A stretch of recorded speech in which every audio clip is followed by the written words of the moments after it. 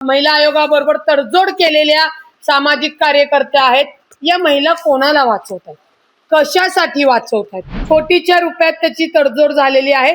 ते पोलिसांच्या ह्याच्यात आलेलं आहे. या भोंदू बाबाला, या सेक्स रॅकेट चालवणाऱ्या नराधमाला, प्रत्येक पदोपदी वाचवणाऱ्या राज्य महिला आयोगाच्या चाकणकर बाई यांचे तर तुम्हाला शिर्डी पोलिसांवर आणलेला दबाव असेल, पत्रकाराला धमकावणे असेल, या सगळ्या गोष्टी आपण पाहिल्या.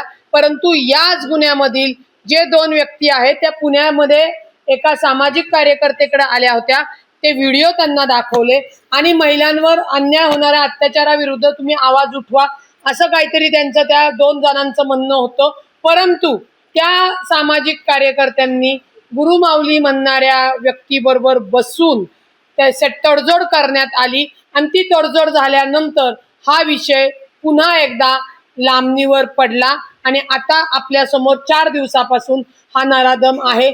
म्हणजेच जर या सेक्स रॅकेटला मदत करणारी महिला, हे तडजोड करणारी महिला असेल तर या सगळ्या कटकारस्थानामध्ये असलेल्या व्यक्तींना तपास करून अटक करणं गरजेचं आहे. मी नाव घेत नाही कारण का ते नाव SIT कडे आहे. परंतु आत्ताच काही वेळापूर्वी संगीता तृप्ती देसाईंचं नाव घेतलंय. तुम्हाला देखील संशय आहे का की तृप्ती देसाईंनी हे सगळं? नाही, मला संशय असण्यापेक्षा त्या ज्या सामाजिक कार्यकर्त्या नाव आलेलं आहे समोर ते तृप्ती देसाई यांचंच आहे आणि त्यांनीच काही दिवसापूर्वी बाईट दिला होता की या खराताचा एन्काउंटर होईल. असा काही एन्काउंटर पोलीस कस्टडीमध्ये असताना होत नाही.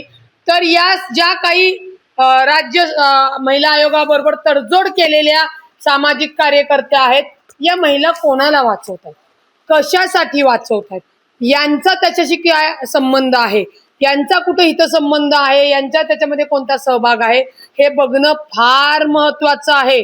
आणि हे भयान आहे की ज्यांच्याकडे व्हिडिओ आहेत, जर ह्या तृप्ती देसाईंकडे हे व्हिडिओ आले होते तर त्यांनी पोलिसांना देऊन ती तक्रार दाखल करणं गरजेचं होतं, आवाज उठवणं गरजेचं होतं. पण इथेही चाकणकर बाई सोबत तडजोड केली. आता भोंदू बाबा अशोक खराताच्या वैयक्तिक विचाराशी कोणता संबंध नाही असं सांगणाऱ्या चाकणकर बाईंनी या विषयात तडजोड का केली याचं उत्तर आहे का त्यांच्याकडं? त्यांच्याकडं नसेल पण माझ्याकडं आहे. कारण का या गुन्ह्याच्या सूत्रधार त्या स्वतः आहेत आणि म्हणून संविधानिक पदावर बसून हे सेक्स रॅकेट, हा भोंदू बाबा दाबण्याचा, लपवण्याचा प्रयत्न त्यांनी सातत्याने केलेला आहे. काही आर्थिक देखील झाल्याची काही शक्यता आहे? कोटीच्या रुपयात त्याची तडजोड झालेली आहे. ते पोलिसांच्या ह्याच्यात आलेलं आहे. काहीतरी 1 का 2 कोटी रुपये तडजोड करण्यात आलेली आहे.